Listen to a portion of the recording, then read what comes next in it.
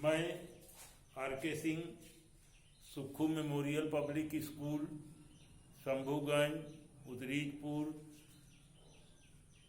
उत्तरीजपुर शंभूगंज जौनपुर में आप सबका स्वागत करता हूँ। आज मैं रस के कितने भेद होते हैं? रस के 10 भेद होते हैं। रस के कितने भेद हैं? 10 भेद हैं। पहले हम एक एक करके आपको बताएंगे कि पहला श्रृंगार रस। श्रृंगार रस का अस्थाई भाव रति है। श्रृंगार रस और श्रृंगार रस का अस्थाई भाव रति है।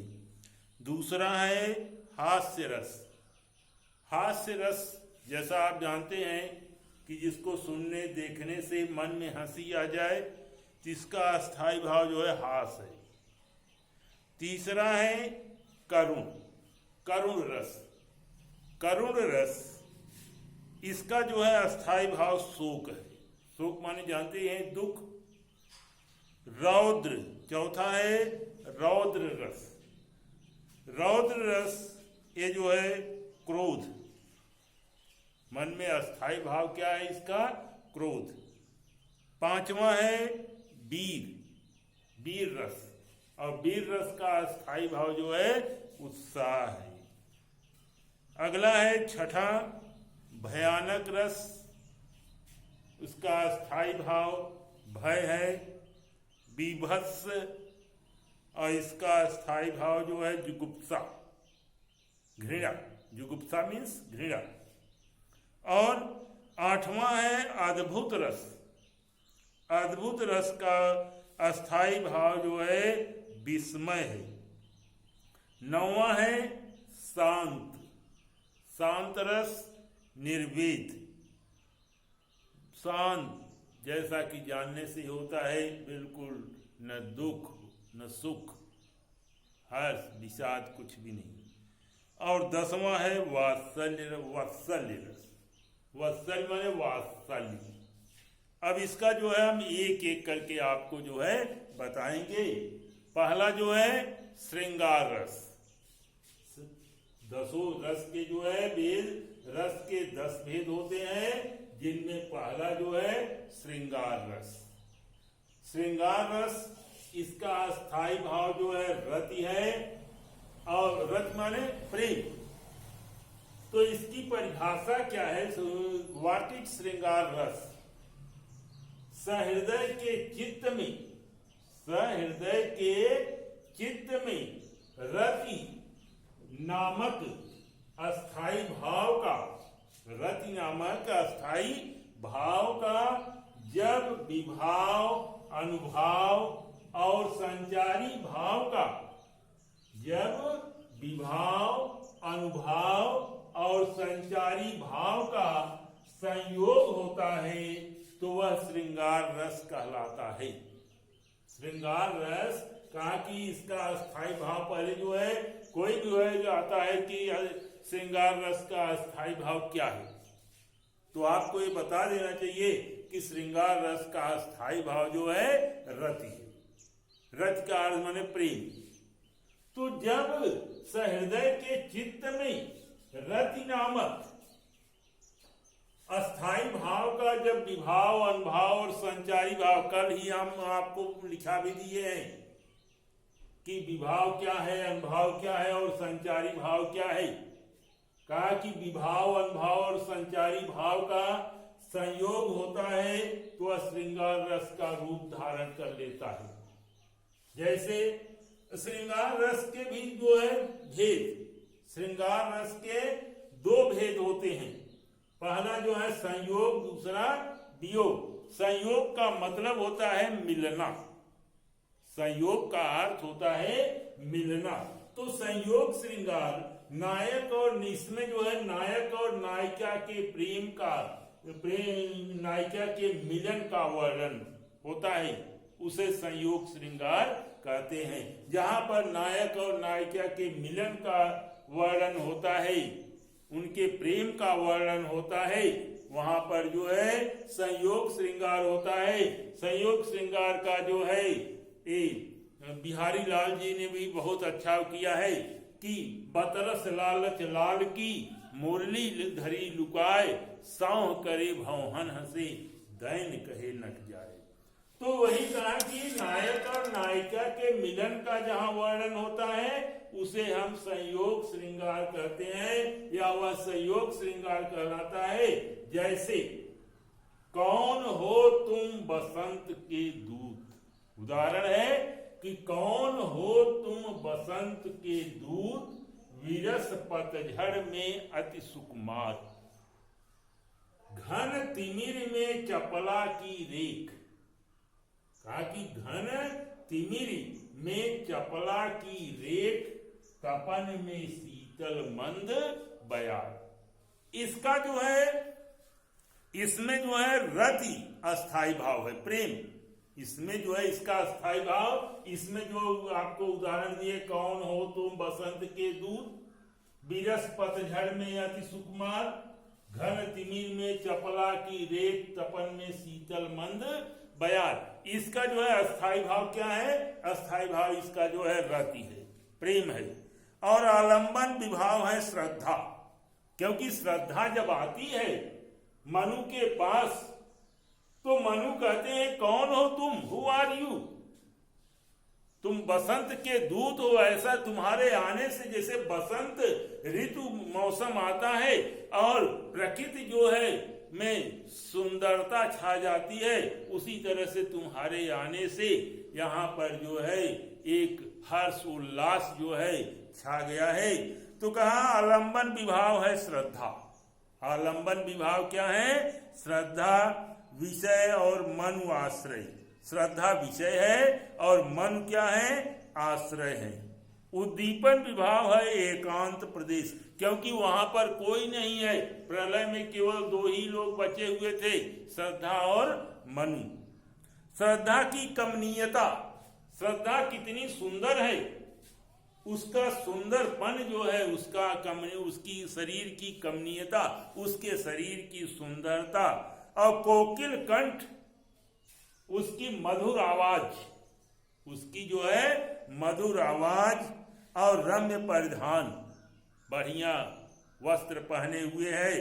संचारी भाव है आश्रय मनु है, आश्रय मनु के हर्ष, चपलता, आशा, उत्सुकता आदि भाव यही है। इस प्रकार इससे जो है श्रृंगार रस की उत्पत्ति होती है। अगला आप देखेंगे वियोग श्रृंगार। संयोग श्रृंगार में आप जाने कि जहां पर नायक और नायिका के प्रेम का वर्णन होता है वहां पर जो है संयोग श्रृंगार होता है, और जहां जो है वियोग श्रृंगार, जिस रचना में नायक और नायिका के मिलन का अभाव रहता है, नायक और नायिका के मिलन का अभाव रहता है, वहां वियोग श्रृंगार होता है। जहां पर नायक और नायिका के मिलन का अभाव रहता है वहां पर जो है वियोग श्रृंगार होता है। जैसे उदाहरण है, मेरे प्यारे नव जलद से कंज से नेत्र वाले, जाके आए न मधुबन से और न भेजा संदेशा। कहा कि मेरे प्यारे नव जलद से कंज से नेत्र वाले, जाके आए न मधुबन से और न भेजा संदेशा, मैं रो रो के प्रिय विरह में बावली हो रही।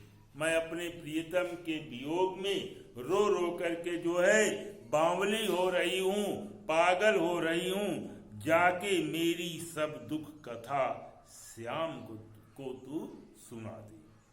इस छंद में विरह, राधा के विरह का वर्णन किया गया है।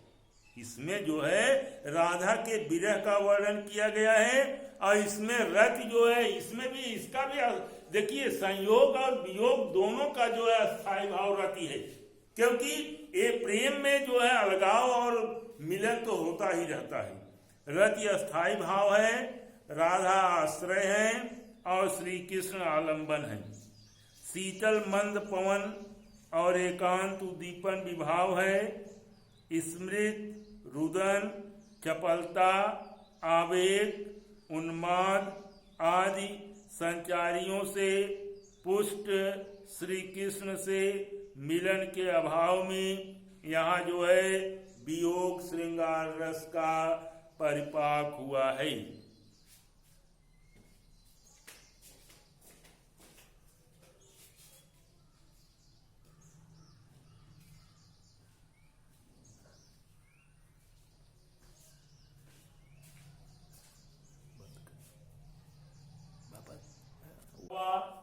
पराये परिधान, अपने अथवा पराये परिधान, वचन अथवा क्रियाकलाप आदि से।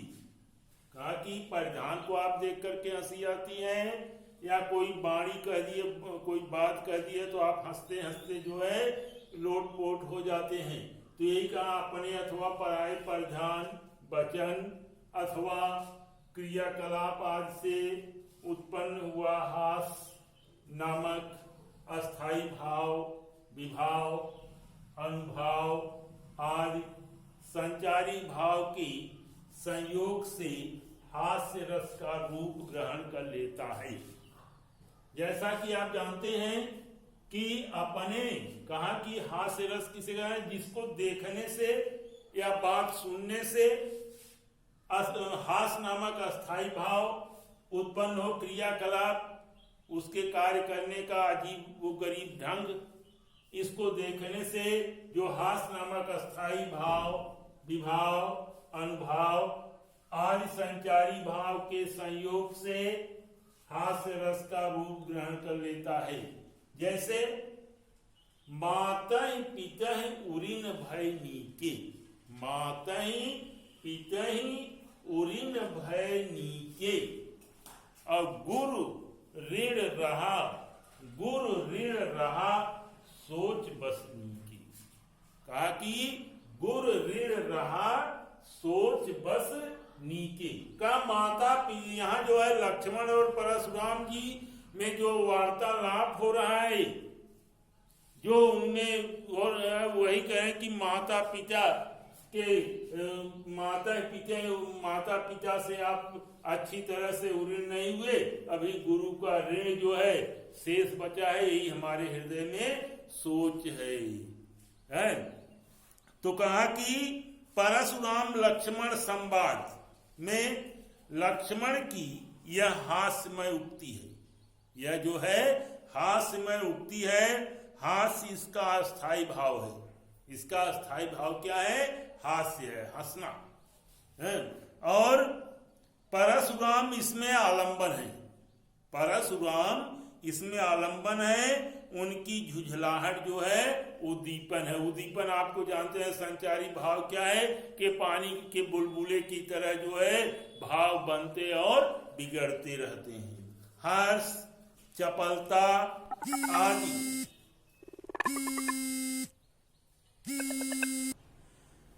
इसमें हर्ष, चपलता आदि संचारी भाव है। इन सब से पुष्ट हास अस्थाई हास्य रस दशा को प्राप्त हुआ है। अब अगला है, तीसरा है करुण रस। करुण रस जैसा कि इसका अस्थाई भाव क्या है? शोक, दुख। शोक अस्थाई भाव, शोक अस्थाई भाव, विभाव, अनुभाव, संचारी भाव के संयोग से करुण रस की दशा को प्राप्त होता है। शोक जो है दुख, शोक माने दुख। शोक अस्थाई भाव, विभाव, अनुभाव, संचारी भाव के संयोग से करुण रस की दशा को प्राप्त होता है। जैसे जथा पंख बिनु खग अति दीना। जैसे है कि जथा पंख बिनु खग अति दीना। जैसे पक्षी है, वो पंख से अगर हीन हो जाता है तो बहुत ही दुखी होता है, दीन अवस्था को प्राप्त करता है। अब मन बिनु फानी, और जैसे सर्प जो है वह मन से रहित हो जाता है, दीनहीन अवस्था को प्राप्त करता है। अस मम जीवन बंधु बिंतु ही। हे भाई रामचंद्र जी कह रहे हैं कि हे लक्ष्मण, मेरा जीवन तो तुम्हारे बिना ही अधूरा है, जो जड़ दैव जिलावन। यदि मुझे देवता जड़ चेतन मुझे जिलाना चाहते हैं तो तुम्हें जो है अवश्य उन लोगों को जिलाना होगा। तो इसीलिए कहा कि यहाँ लक्ष्मण की मूर्छा पर जो है राम विलाप प्रस्तुत किया गया है। शोक अस्थाई भाव है, लक्ष्मण आलंबन, और राम जो है इसमें क्या है, आश्रय है। राम के उद्गार जो है वे अनुभाव हैं। हनुमान का विलंब, उनका देरी से आना जो है उद्दीपन एवं दैन्य, चिंता, व्याकुलता, स्मृति आदि जो है संचारी भाव हैं। इन सबसे पुष्ट शोक स्थायी भाव करुण रस की दशा को प्राप्त हुआ है।